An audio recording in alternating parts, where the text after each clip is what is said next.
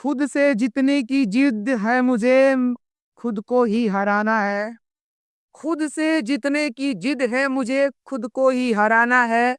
मैं भीड़ नहीं हूँ दुनिया को, मेरे अंदर एक जमाना है। तो आइए दोस्तों, जैसा कि मैं आप सबको बताया था कि इंग्लिश प्री बोर्ड में वो पेपर आने वाला है, और आप सब ने वीडियो को बहुत जस्टिक लिया, मजाक लिया, और आप सब अब जाके वीडियो को देखो कि वो क्वेश्चन आए थे कि नहीं आए थे।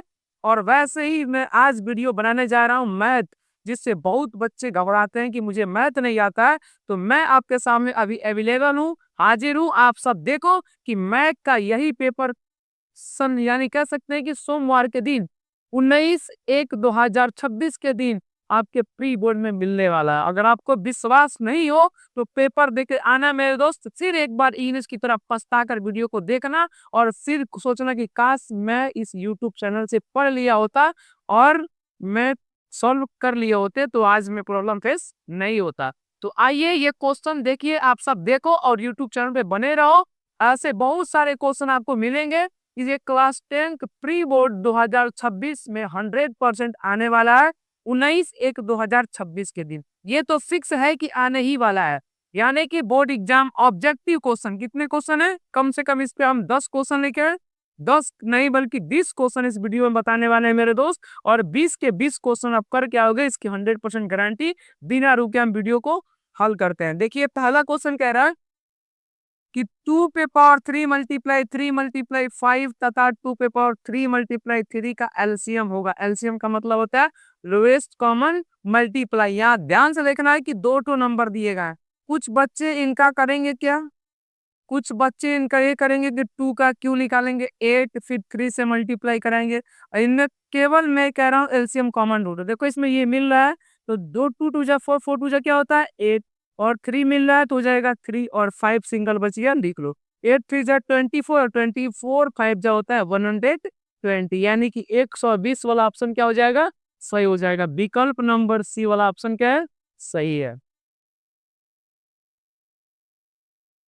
देखिए क्वेश्चन नंबर फर्स्ट का विकल्प नंबर सी वाला ऑप्शन क्या है, सही है। अब कह रहा है कि 2 - √3 है, क्या है, पूर्णांक है। पूर्णांक को कहते हैं इंटीजर, यानी कि जो संख्या 0 से स्टार्ट होती है और प्लस इंफिनिटी तक जाती है उसे बोलते हैं पूर्णांक। यानी जिस अब देखो अपरिमेय, यानी कि -2 √3, माइनस का √3 है ना, तो √3 वाला ऑप्शन परिमेय नहीं हो सकता है, पूर्ण संख्या नहीं हो सकता है, क्या हो सकता है, अपरिमेय संख्या होता है। तो ये क्या होता है, अपरिमेय संख्या, यानी कि विकल्प बी वाला ऑप्शन क्या होगा, सही होगा। क्वेश्चन नंबर थर्ड देखो, और ये याद रखना कि यही सेट मिलने वाला है आपको 19 तारीख को एग्जाम में, सोमवार के दिन मेरे दोस्त। 98 के अभाज्य गुणनखंड होंगे। 98 यानी 98 के अभाज्य गुणनखंड क्या होंगे, तो ध्यान से देखो। 2 दूना 4, 4 सत्ते 28, 2 दूना 4 दूना 8 सत्ते 56 नहीं हो रहा है। 2 8 7 सत्ते 49, 49 दूना 98, यानी कि विकल्प वाला सी क्या होगा, सही होगा। द्विघात बहुपद 4x² - 4x+1 के शून्यकों का योगफल ज्ञात कीजिए। यहाँ क्वेश्चन कह रहा है कि 4x² - 4x+1 के शून्यकों का योग। तो शून्यकों का योग के लिए कंपेयर कराते हैं। ax² + bx + c बराबर क्या होता है, 0। तो अब ध्यान से देखिए इसके बराबर क्या मान लेंगे, यहाँ पे 0, यहाँ पे क्या है, मानते हैं कि 0 है। तो इसका कंपेयर करेंगे तो a का मान 4, b का मान -4 और c का मान आ जाएगा 1। और शून्यकों का योगफल होता है कि अल्फा + b का बराबर -b/a। तो -b और -a, तो माइनस माइनस मिलकर हो जाएगा प्लस, और a का मान 4, तो 4 एक करना क्या होता है मेरे दोस्त, 4, यानी कि एक, केवल ओनली 1 एक, ना माइनस का, ना 1/4, ना -1/4, यानी विकल्प बी वाला ऑप्शन क्या होगा, सही होगा, 1। आइए क्वेश्चन नंबर 5, समीकरण 2y = 3x - 1 और 2x + 3y = 5 का एक हल है। इस टाइप के मैं बहुत सारे क्वेश्चन यार मैं यूट्यूब चैनल पे बता चुका हूँ अपने इस चैनल पे।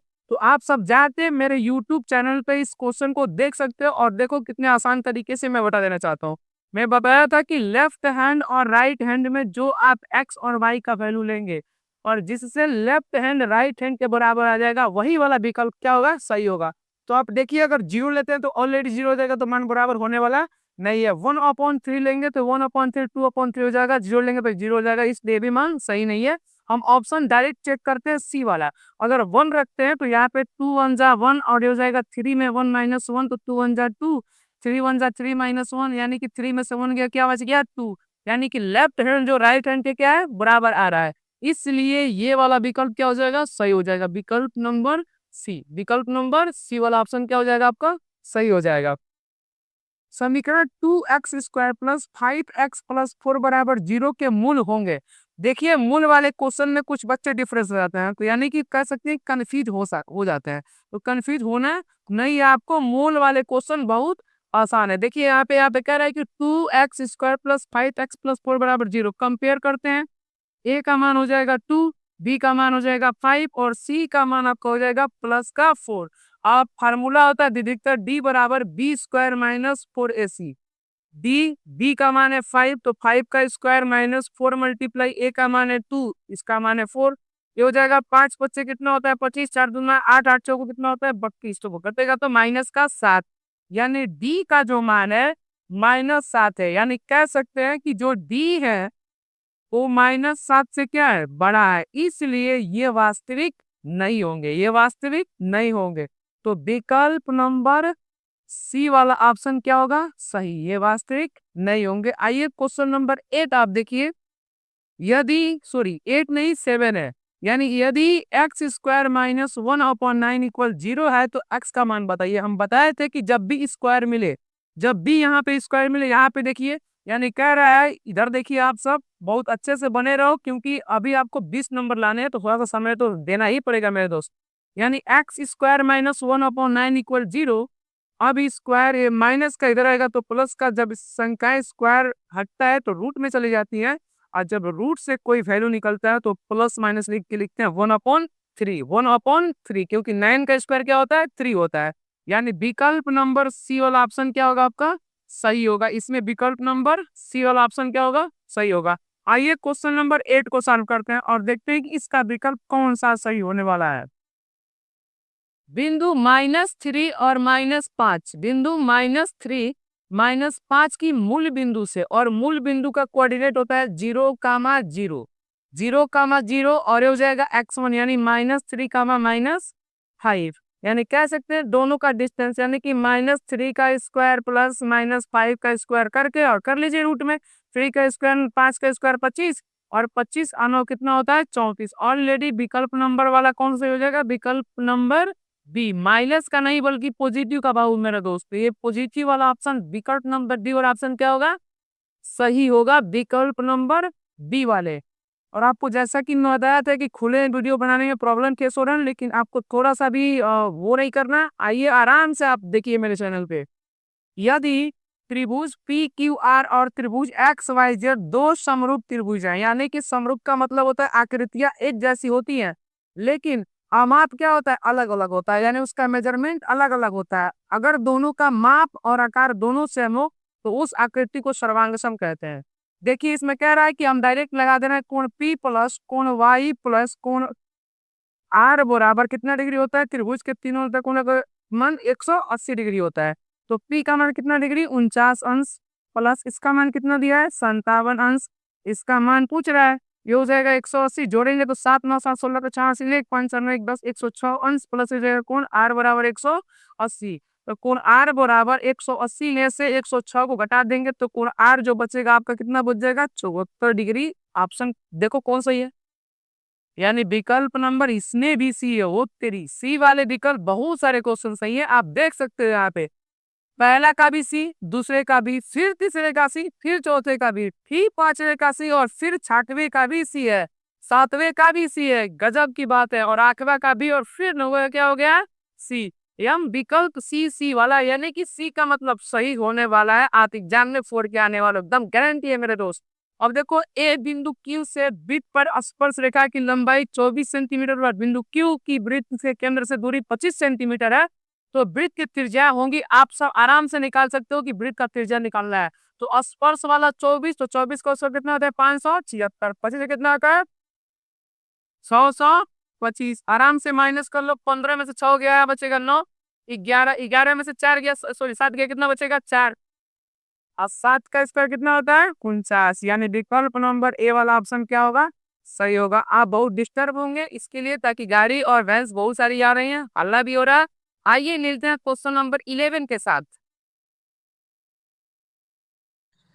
तो देखिए क्वेश्चन नंबर 11 ये जो दिख रहा है, तो साइन 60 अंश का मान कितना होता है ये मुझे बताना नहीं है, सॉल्व नहीं कर रहे हैं। साइन 60 अंश का मान होता है √3/2। विकल्प नंबर बी वाला ऑप्शन सही है, आप ये ट्रिक कीजिएगा।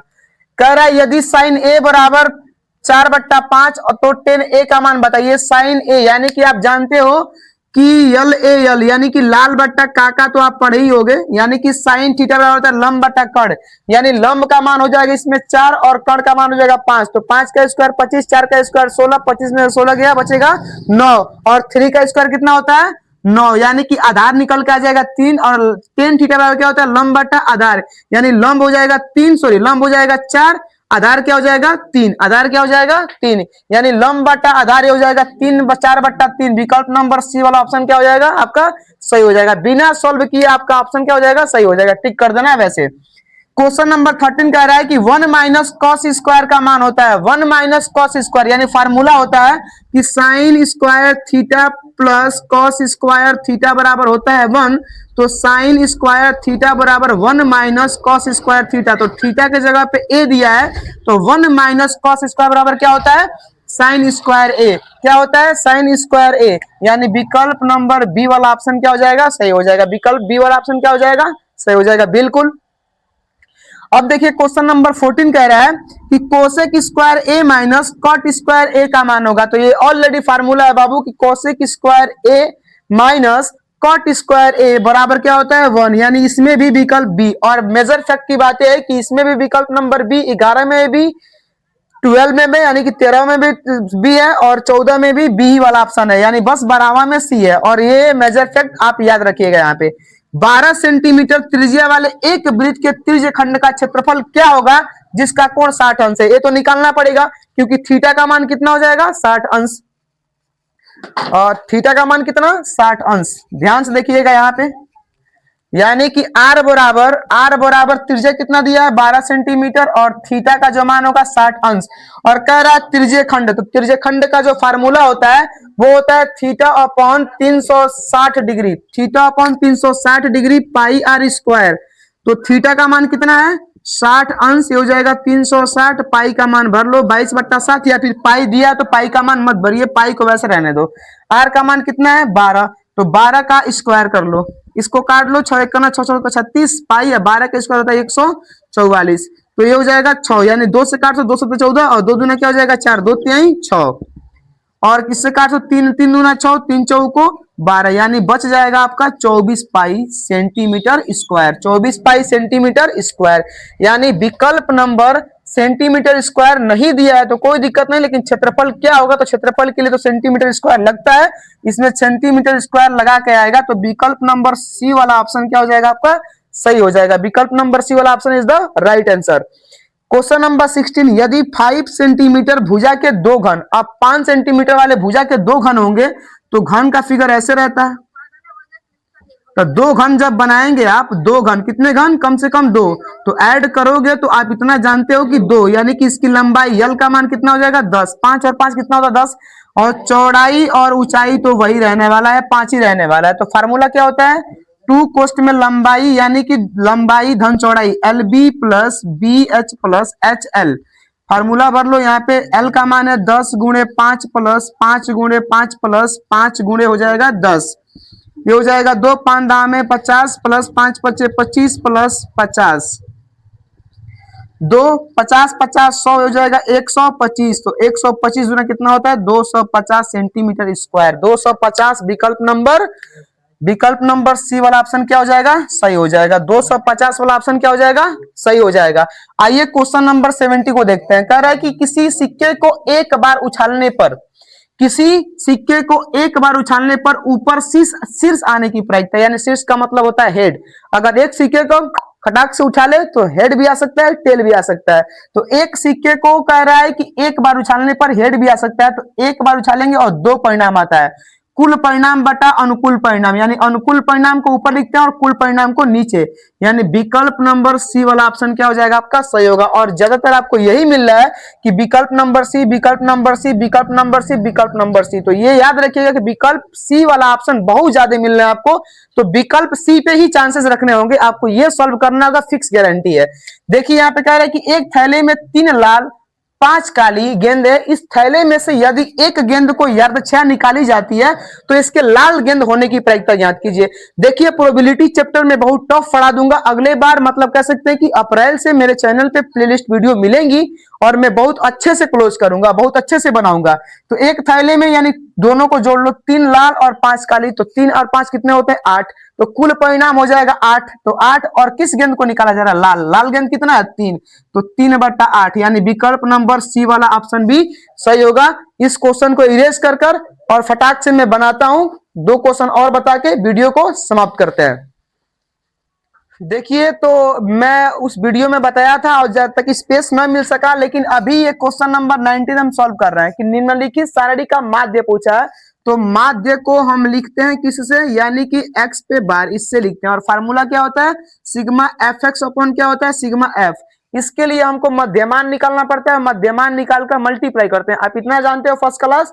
तो डायरेक्ट हम सॉल्व करेंगे कि x पे बार इक्वल इन दोनों का आधा, यानी कि 10 का आधा क्या होता है 5, इन दोनों को जोड़ लेंगे यानी कि 0 में 10 जोड़ेंगे 10 और 10 को 2 से भाग देंगे 5, अब 5 क्या होगा 15। उससे भी आसान ट्रिक, अब देखो 10 में 20 जोड़ेंगे 20 और 10 कितना होता है 30 और 30 का आधा क्या होता है 15, तो 15 चौको कितना होता है 60 प्लस फिर 20 और 30 को जोड़ेंगे होता है 50, 50 का आधा होता है 25, आप 25 का 5 से गुणा करेंगे तो हो जाएगा 125 प्लस 30 और 40 को जोड़ेंगे होगा 70 और 70 का आधा कितना होता है 35 और 35 में जब 3 से गुणा करेंगे 3 पचे 15 के 5 हासिल लेकर 3 3 का 9 1 10, 35 यहाँ होता है 105 और नीचे जोड़ देंगे एफ एक्स वाले को, यानी कि 3 3 6 6 4 10 5 कितना हो जाएगा 15, कितना हो जाएगा 15। अब यहाँ से 15 आप कॉमन ले सकते हो आसान तरीके से, या फिर ऐसे भाग दे लो जोड़कर। देखो 60 और 60 में यानी 125 में पहले जोड़ लो, 6 5 और 5 से कितना हो जाएगा 6 सॉरी 5 और 60 और 15 कितना होता है 75 प्लस 125 में 5 जोड़िए 25 5 30 230 अपॉन हो जाएगा 15, तो 75 ये 5 हो जाएगा 5 और ये हो जाएगा आपका 7 3, चलिए यहां देखिए 0 5 7 3 10 के 0 हासिल 1 और 2 1 3, 305 बट्टा हो जाएगा 15 और इसमें भाग देंगे तो हो जाएगा 15 दूना 30, 15 दूना 30 और एक अंक हटा मतलब बढ़ाएंगे तो एक 0 बढ़ेगा और यहाँ क्या लग जाएगा दशमलव, 0 बढ़ेगा क्या लग जाएगा दशमलव और फिर 1 हो जाएगा तो 15 के 15 15 तिया 45 15 तिया 45 ऐसे आएगा। विकल्प नंबर बी वाला ऑप्शन क्या हो जाएगा आपका सही हो जाएगा, यानी कि 20.333 वाला ऑप्शन क्या हो जाएगा आपका सही होगा। ये रहा आपका समांतर माध्य। और ये क्वेश्चन तो बहुत आसान है मेरे दोस्त, ये सबसे आसान क्वेश्चन है कि निम्नलिखित सारणी का माध्यक वर्ग बताइए। माध्यक वर्ग का मतलब देखना है कि इसमें 5 है और इस 2 इधर बीच का हिस्सा देखते हैं और ऊपर वाले को टिक लगाते रहते हैं। विकल्प नंबर 10 से 15 वाला ऑप्शन क्या हो जाएगा सही हो जाएगा। विकल्प सी वाला ऑप्शन क्या है आपका 100% सही है। तो आइए मैं अभी इस पेपर का लॉन्ग वीडियो कल शाम को 6 बजे तक YouTube चैनल पे अपलोड कर देंगे और आप सब इसका लॉन्ग क्वेश्चन का जब मैं वीडियो बनाऊंगा तो पार्ट 1 और पार्ट 2 करके बनाऊंगा ताकि बहुत शॉर्ट हो 20-20 मिनट का हो, ताकि हम और आप सब बहुत अच्छे से क्वेश्चन को सॉल्व कर सकते हैं। तो मिलते हैं कल, फिर क्लास स्टार्ट करेंगे 6 बजे। जय हिंद साथियों।